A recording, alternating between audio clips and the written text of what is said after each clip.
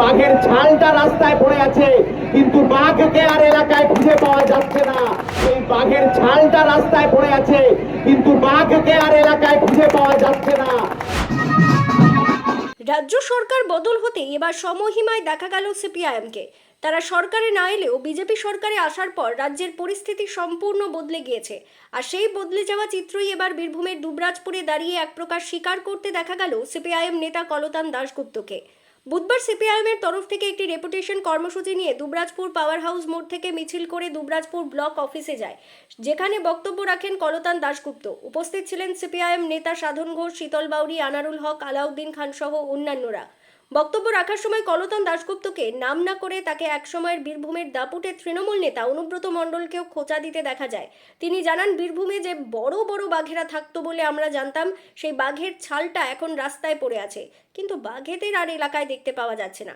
কোথায় গেলেন তারা? তাদের খুঁজতে এবার থানায় এফআইআর করতে হবে কিনা তা জানতেই আমরা বিডিও অফিসে এসেছি। দীর্ঘ অনেক বছর পর এই ব্লক অফিসের ভেতরে উপস্থিত হয়েছি। তার কারণ গত কয়েক বছর ধরে এই ব্লক অফিসের সামনে এলে যে হামলা ইত্যাদির মুখে পড়তে হতো, তার বিরুদ্ধে লড়াই করে করেই আজকে লাল ঝান্ডা এই জায়গায় পৌঁছেছে। এই ব্লক অফিসে ডেপুটেশন দেওয়ার নাম করে যখন আমরা আসতাম, যে আক্রমণের মুখে আমাদের পড়তে হয়েছিল, আর যারা সেই আক্রমণ করেছিলেন তারা আজকে ব্লক অফিস তো ছেড়ে দিন, নিজেদের বাড়িতে, বেডরুমে, শাড়ির তলায় কি চাদরের তলায় লুকিয়ে আছেন কিনা সেই খবরটা আমরা ঠিকমতো পাচ্ছি না। তাহলে যারা এত অত্যাচার করতেন মানুষদেরকে, তাদের আজকে লুকিয়ে থাকতে হচ্ছে কেন? সেই প্রশ্নের জবাব চাইতে আমরা ব্লক অফিসে আসিনি।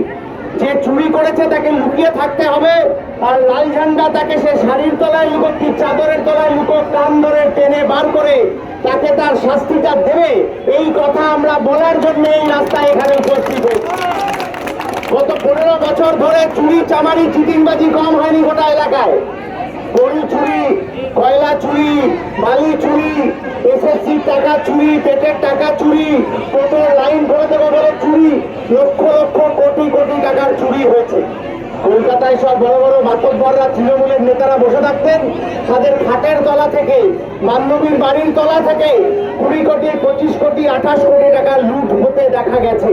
এই টাকা কার? এই টাকা আসলে আপনার, এই টাকা আমার। গরিব মানুষের লুট হওয়া টাকা, সেই টাকা আসলে তৃণমূলের নেতারা চুরি করেছিলেন, চুরি করে বড় বড় অট্টালিকার প্রাসাদ বানিয়েছিলেন। আর তার বিরুদ্ধে বামপন্থীরা যখন রাস্তায় লড়াই করছিল, বামপন্থীরা যখন এই কথা বলছিল যে গরিবের টাকা লুটে নেওয়া যাবে না, সময় দাঁড়িয়ে বামপন্থীদের উপর যে আক্রমণ হয়েছে আমরা সেই আক্রমণ ভুলে যাইনি।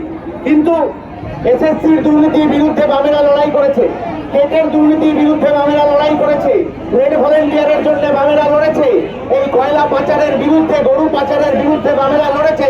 আর বীরভূমে যে বড় বড় বাঘেরা থাকতো বলে আমরা জানতাম, সেই বাঘের ছালটা রাস্তায় পড়ে আছে, কিন্তু বাঘকে আর এলাকায় খুঁজে পাওয়া যাচ্ছে না। কোথায় গেল? থানায় এফআইআর করতে হবে কিনা সেইটার জন্য আমরা এসেছি বিডিও অফিস। এখানে পুলিশ প্রশাসনের কর্তারা রয়েছেন।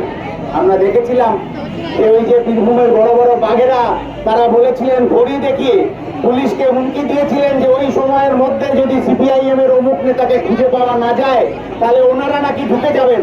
আর পুলিশ প্রশাসনের কর্তারা মাথা নাড়ছিলেন হ্যাঁ স্যার করে। আমরা বলছি যে সময় বদলেছে।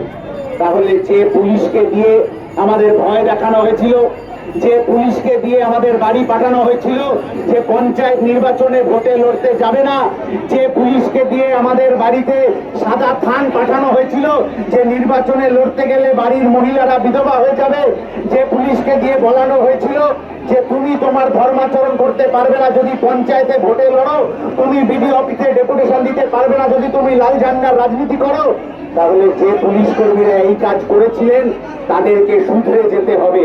কারণ পুলিশ কর্মীরা এটা মনে রাখবেন যে তারা যে উর্দিটা পড়ছেন ওটা আসলে জনগণের ট্যাক্সের টাকায় কেনা উর্দি, আর যে চাকরিটা করছেন সেই চাকরির নাম পাবলিক সার্ভেন্ট, মানে জনগণের সেবা করার চাকরি। কোনোদিন চোর চোরটা চিটিংবাজকে সেবা করতে যাবেন না, চোরেদের হাওয়া বুঝে নিন, আপনারাও শুধরে যান। এই কথা বলতে আমরা এই ভিডিও অফিসে এসেছি। বিজেপি একটা গোটা নির্বাচন লড়েছে ভোট লুট করে। নিম্নবিত্ত মানুষজন, সংখ্যালঘু মানুষজন, গরিব মানুষজন, মধ্যবিত্ত মানুষ তাদের প্রত্যেকের ভোটাধিকার লুট হয়েছে এই বিজেপি সরকারের মাধ্যমে এবং তৃণমূলের সাহায্যে।